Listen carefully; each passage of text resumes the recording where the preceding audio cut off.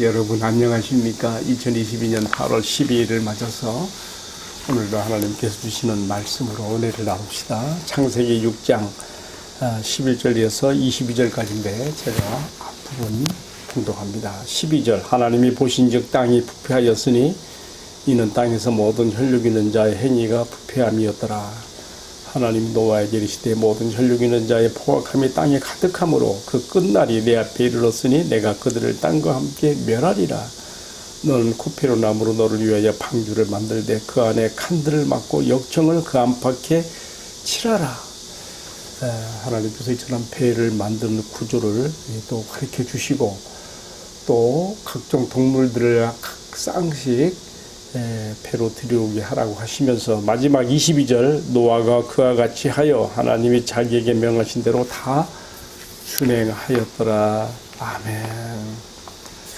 여러분 지난 며칠 동안 폭우가 쏟아져서 참 곳곳에 물난리가 나고 또 참 안타깝게 사람들이 죽기도 하고요. 각종 곳곳에 재난들이 겹쳐서 지금 폭우가 지나간 후에 이 참 고통과 또 복구가 매우 힘든 가정에 있습니다. 이 어려운 때에 주님께서 속히 이 땅에 안정과 평화를 주시고 다시 일상의 평온을 찾게 달라고 간절히 기도하게 됩니다. 자, 오늘의 말씀은요, 우리 한반도에 그저 2, 3일간 집중적으로 내린 비 때문에 이렇게 많은 피해가 발생했는데 이제 우리가 이에 뒤에 읽어보면 나옵니다만은 40일간 주야로 쏟아진 비로 인해서 홍수 심판이 땅에 임한 것을 우리에게 보여주면서 그 심판이 임하기 전에 하나님께서 노아에게 다음 세상, 다음 세대의 보존을 위해서 노아에게 너희 가족이 구원받게 방주를 짓고 그리고 또 각종 동물들을 쌍씩 그 배로 들어오게 하는 일을 위해서 방주를 지어라. 방주가 큰 배를 만드는 것이지요. 그래서 오늘 제가 이 말씀을 준비하면서 이렇게 한번 방주의 규모가 얼마나 큰가 생각해 봤어요. 첫 번째로 우리가 방주의 이 선박의 크기와 규모를 한번 보면요. 길이가 150m, 이제 제가 규빗으로 나온 것을 그냥 제가 해석으로 합니다. 길이가 150m, 넓이가 25m, 높이가 15m, 3층 구조의 배가 되는 것이고 지붕이 둘러져 있고요. 그 다음에 또 밖을 볼 수 있는 창도 만들게 되어 있습니다. 오늘 우리 시대로 말하면 약 2만, 적재 톤수가 약 한 2만 톤쯤 되는 배가 돼요. 저도 젊은 시절에 배를 타고 바다로 나가서 이 정도 크기의 배를 타고 오대양을 제가 참 건너다녀 보았습니다만은 그러나 노아의 배는 항해를 위한 배가 아니고요. 단지 홍수 심판의 날에 물 위에 떠 있어서 생명을 보존하게 하는 그런 목적으로서의 배인 것을 우리가 알 수가 있죠. 그러니까 유선형의 큰 그런 배라고 생각하기보다는 아크형, 큰 그 상자형 배로 우리가 생각해 볼 수도 있겠습니다. 어쨌든 노아가 이 뱃속에 들어가서 이제 한 1년 이상을 지내게 되는 것이죠. 정확하게 말하면 노아가 600세 되던 해에 2월 17일 날 홍수가 시작했는데요. 그것이 7장 11절에 나와요. 그래가지고 다음에 2월 27일 날 배에서 나오게 돼요. 그러니까 정확하게 말하면 약 377, 380일 정도 우리가 배에 있었다고 생각해 볼 수가 있겠습니다. 자, 두 번째 생각해 보는 것은요, 이 배의 건조 목적이 뭐였습니까? 이미 다 설명이 되었습니다만은 다음 세대에 하나님께서 이미 세상을 다 창조 이전의 세상 모습처럼 다 물속에 다 수장시키시고 새로운 세상을 또 열시게 계획을 말씀하시면서 노아에게 방주를 지라 했는데요. 그 목적은 뭐냐면 종족 보존과 번식을 위해서 준비시키는 거예요. 그러니까 노아의 가족 8가족이 그 배에 타고요. 그 다음에 이제 뒤에 나오면 7장에서는 또 구체적으로 나오는데요. 정한 동물들은 암수 7쌍씩, 부정한 동물은 한상씩 그렇게 들어가게 하는 것이죠. 결국 이게 의도하는 것이 뭐겠습니까? 하나님이 창조하신 것들을 없애는 게 아니에요. 다시 없애고 다시 만드는 게 아니라 이미 창조하여 만드신 하나님의 보시기 좋았던 그것들을요, 종족을 보존해서 홍수 이후에 이어지는 세상에서도 그것이 번식하게 하기 위해서 그렇게 방주를 건조하여 보존하게 했다. 이렇게 우리가 이해하게 되는 것이죠. 다음 세 번째는요, 그렇다면 과연 이 방주, 큰 선박을 짓는데 시간이 얼마나 걸렸을까? 이것도 궁금하지 않겠어요? 어떤 분들은 6장 3절 말씀에 근거해서 거기에 하나님께서 인간의 날이 120년이라고 했잖아요. 그 노아가 120년간 방주를 준비했다. 이렇게 말도 하기도 하는데요. 저도 1년, 이렇게 의견 따라갈 수도 있습니다만, 그러나 이어지는 말씀에서 정확하게 계산해보면요. 노아가 500세가 되던 해에 셈과 함과 야벳을 낳았다고 그랬거든요. 5장 30절에 나와요. 그리고 선박 건조의 명령을 받았을 때에 보면 이미 이 아들들이 다 결혼해서 며느리들이 다 있어요. 이게 6장 18절에 다 나옵니다. 그러니까 선박 건조의 명령을 받은 것은 노아 나이가 500세 이후라는 걸 우리가 분명히 알 수 있고요. 그 다음에 홍수가 시작된 것이 노아가 600세 되던 해에 2월 17일이었으니까 계산이 나오잖아요. 선박 건조의 기간은 정확하게 말할 수 없지만은 몇십 년이었다고 우리가 말할 수가 있죠. 자, 우리가 이 정도로 이제 선박 건조와 관계된 목적이 무엇이며 또 규모가 어느 정도 크기였으며 또 그것을 짓는 기간이 얼마나 걸렸을까 이렇게 생각을 해보고요. 이제 오늘의 말씀에 대한 적용으로 들어가겠습니다. 첫 번째 적용은요, 하나님께서는 반드시 죄를 심판하신다고 하는 것을 오늘의 말씀에서 우리에게 보여주고 있습니다. 6장 11절부터 13절까지 보게 되면요, 당시 인간 세상의 죄악생을 말씀하고 있는데, 그 죄악생의 가장 독특한 특징이 뭐냐면 강포함이에요. 강포함, 우리말로 하면 폭력이에요. 가인 계열의 사람들과 셋 계열의 사람들이 서로 결혼을 통해서 통합되어지면서 거기서 네피림 같은 거인들이 나왔고, 그들이 고대 사회의 그 사람들을 이끄는 어떤 영적인 그런 인물들도 되고 전쟁을 유발시키며 막 그런 폭력이 이제 지배된 세상이 되는 건데요. 사실 이것이 하나님 보시기에 죄악 중에 죄악이며 심판받아야 될 죄악으로 이렇게 표시가 되는 것이죠. 오늘 말씀에도요, 거듭거듭해서 강포함, 포악함이란 말이 땅을 부패하게 하고 땅이 이런 죄악된 것들을 토해낼 수밖에 없는 상황까지 된 것을 이제 가르쳐주고 있죠. 여러분, 폭력이라고 그 죄악에 생각할 때에요,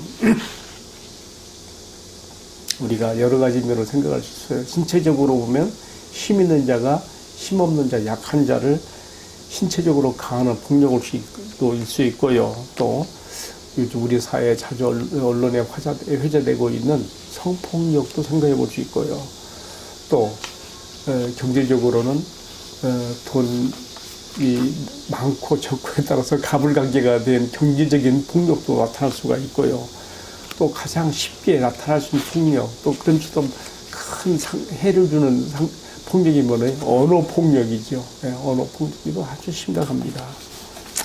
저도 참 많이 조심합니다. 어쨌든 이런 폭력들, 개인적인 폭력으로 나타나는 것 이전에 또 국가적으로, 사회적으로 나타나서 여기서 폭력으로 말미암은 전쟁이 발발하기도 하죠. 지금 우크라이나와 러시아 사이도 전쟁도 다 이런 거 아니겠습니까? 우리가 여기서 뭘 생각해 보게 되는가 하면요, 뱀, 그 사탄 마귀를 통하여 아담과 하에게 침투시킨 이 죄가 얼마나 인간들 속에 들어와서 무시무시하게 영향력을 발휘하여서 하나님께서 처음 창조하실 때 보시기에 좋았더라. 그래도 인간을 창조하신 이후에는 모든 지으신 것들에 대해서 보시기에 심히 좋았다라고 하신 그 세상이 이제는 하나님께서 사람이든 동물이든 다 홍수 심판으로 쓸어버릴 수 없게 될 만큼 역겨운, 정말 보기가 싫어진 하나님 마음의 탄식과 근심을 자나게 하는 모습으로 돌변됐다는 것을 생각하면서 마음속에 죄에 대한 적개심, 제가 이렇게 하나님의 마음에 고통을 드리게 되고 이렇게 심판할 수밖에 없는 상황으로 간다는 것을 다시 한번 절감하게 되면서, 따라서 하나님께서 죄에 대해서 용서하신다고 하는 것이 얼마나 큰, 죄에 대해서 이렇게 미워하시고 심판할 수밖에 없는 하나님의 속성에 비춰볼 때에 우리 죄를 용서하시고 용납하시며 우리를 받으신다는 것이 얼마나 귀한 것인가에 대해 다시 한번 생각을 해보게 되는 것이죠. 자, 우리가 노아 시대에 있었던 이 죄와 거기에 따른 홍수 심판으로서만 끝나면 안 됩니다. 물론 하나님께서 홍수 심판 후에 노아에게 언약하시기를, 무지개 언약을 주셨잖아요. 다시는 물로서는 심판하지 않겠다 그랬어요. 그렇지만 베드로 사도가 전하는 우리가 하나님 말씀을 또 받습니다.